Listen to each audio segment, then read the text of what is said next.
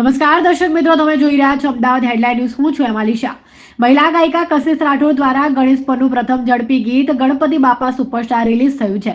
ગણપતિ બાપા સુપરસ્ટાર ગીતની વિશેષતા એ છે કે કોઈ પણ ફિમેલે હજી ગણેશજીનું આવું ફાસ્ટ રોકિંગ ગીત ગાયું નથી.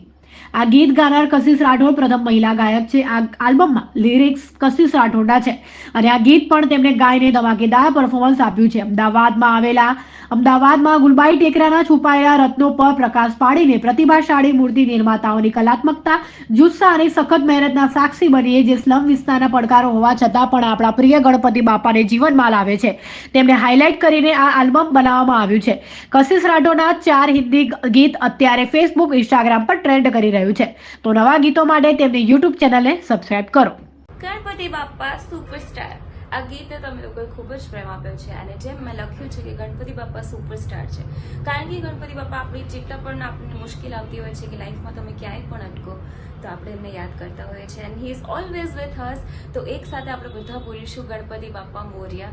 And thank you so much આ ગીતને ખૂબ જ પ્રેમ આપવા બદલ. તો ગીતની લખવાની શરૂઆત એવી રીતે થઈ હતી કે ગણેશજીનો એક આટલો સરસ મજાનો આપણે ઇન્ડિયામાં આપણે બધા મળીને આ ફેસ્ટિવલ સેલિબ્રેટ કરતા જ હોઈએ છીએ.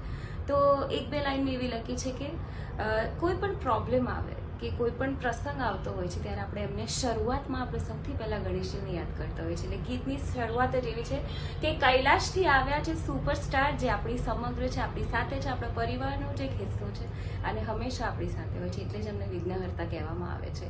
તો આ ગીત ગાયું છે એકદમ મસ્ત ધમાલની રીતે અને સૌથી વધારે મજા કે સૌથી વધારે અમદાવાદ માટે ગર્વની વાત એ છે કે આ ગીત અમદાવાદની જ હોલીવુડ બસ્તી એટલે કે ગુલબાઈ ટેકરા, જ્યાં એ લોકો એમના હાથેથી ગણેશજીની મૂર્તિ બનાવતા હોય છે, એ લોકો સમગ્ર એ લોકો જ આપણા ગીતના આર્ટિસ્ટ છે. તો બધાએ મળીને આ ગીત ખૂબ એન્જોય કર્યું છે. શૂટ વખતે પણ એટલું જ. અને મારી એનજીઓ છે હમરાહી ફાઉન્ડેશન.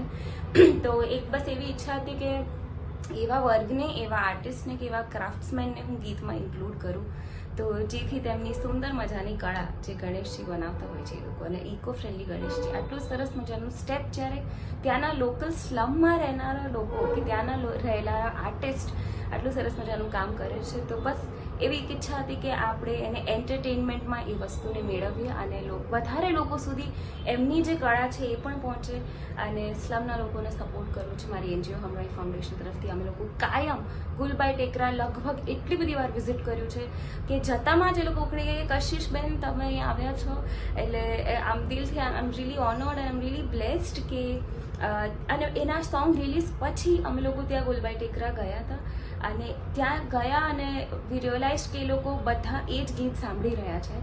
ત્યાં તમે જશો એટલે and everybody give lot of લવ. ત્યાં અમને જમાડ્યા છે, ત્યાં અમને પાણી પીવડાવ્યું છે, એમના હાથે અમે ચા પીધી છે મસ્ત મજાની રકાબીમાં. એટલે કહીએ ને કે ગણેશજીનો જે આ ટાઈપના વર્ગ લોકો કે ગુલબાઈ ટેકરામાં રસેલા આર્ટિસ્ટ જે રીતે સેલિબ્રેટ કરે છે એ રિયાલિટી જ સોંગમાં બતાવવાની કોશિશ મારી રહી છે. એટલે આપ સૌ પણ આ ગીત જરૂર જોજો. ગણપતિ બાપ્પા સુપરસ્ટાર. હું છું કશિશ રાઠોડ, તમારી સાથે આ ન્યૂઝ જોતા રહેજો. Thank you so much.